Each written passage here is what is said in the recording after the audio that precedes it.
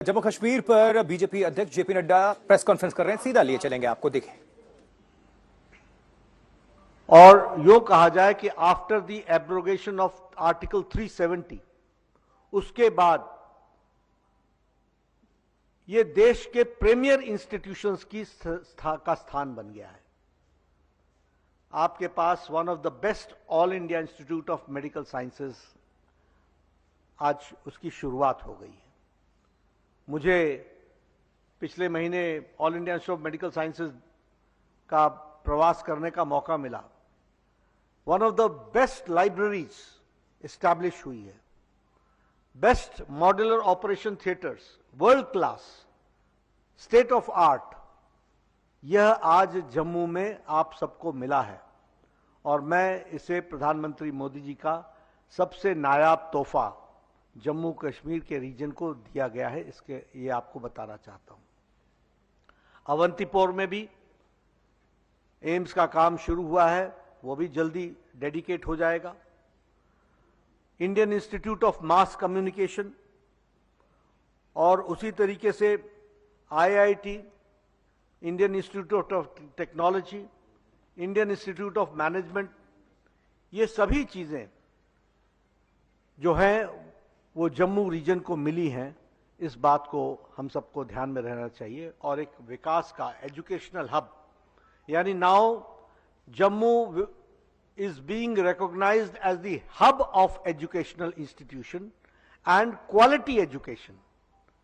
देश की best premiere institutions आपको मिल रही हैं। मैं यहां यह भी आपको बताना चाहता हूं कि जम्मू रीजन में औसतन साल में 100 दिन बंद होता था, यह आपने देखा है। कम से कम 100 डेज बंद, स्ट्राइक में जाते थे।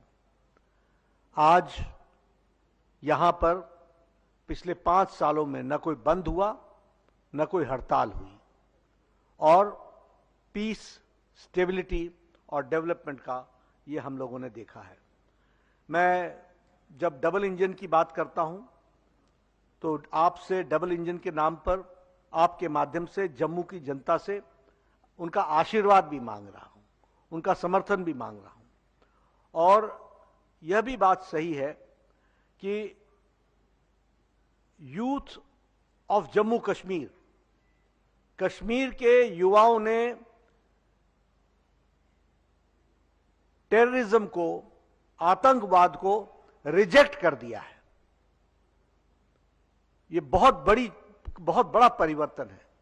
They have rejected the act of terrorism और मेन स्ट्रीमिंग कश्मीर के युवाओं का हुआ है। आपके ध्यान में लाना चाहता हूं कि आर्टिकल 370 की एब्रोगेशन के पहले लगभग 300 से 400 वो यहां के टेररिस्ट पैदा होते थे और उनको टेररिस्ट घोषित किया जाता था। उनको टेररिस्ट घोषित किया जाता था।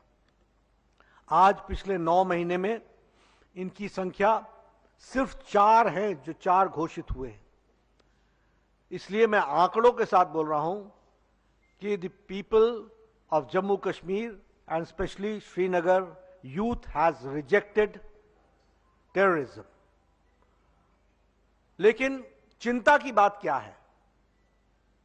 चिंता की बात यह है कि जब युवाओं ने टेररिज्म को रिजेक्ट कर दिया, जब युवा शांतिपूर्ण ढंग से पीस, स्टेबिलिटी, स्थिरता और विकास के लिए चल पड़ा, तो हमारे ऑपोजिशन पार्टी, फिर चाहे वो नेशनल कॉन्फ्रेंस हो, इंडियन नेशनल कांग्रेस हो या पीडीपी हो, ये आज उन लोगों का साथ दे रहे हैं प्रचंड रूप से और उन लोगों को प्रोत्साहन दे रहे हैं जो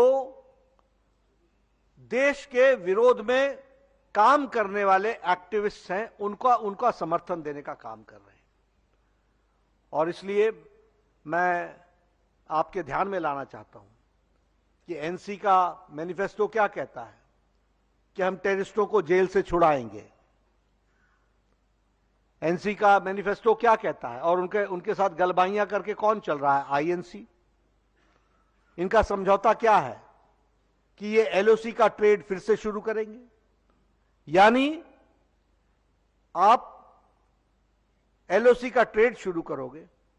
और नेशनल कॉन्फ्रेंस बड़े स्पष्ट शब्दों में कहता है कि हम पाकिस्तान से वार्ता करने के पक्ष में हैं, यानी फिर से एंटी नेशनल फोर्सेस को बढ़ावा देने का काम आज ऑपोजिशन कर रहा है।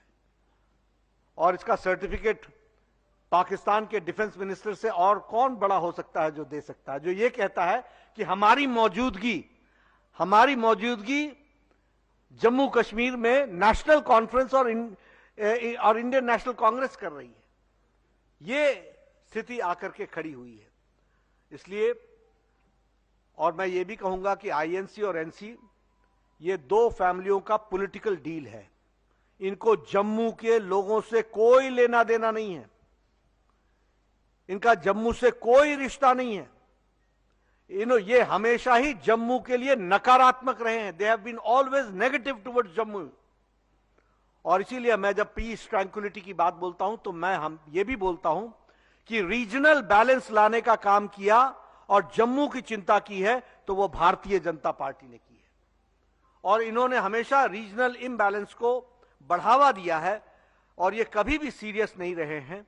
यह मैं आपके माध्यम से जम्मू की जनता को बताना चाहता हूं।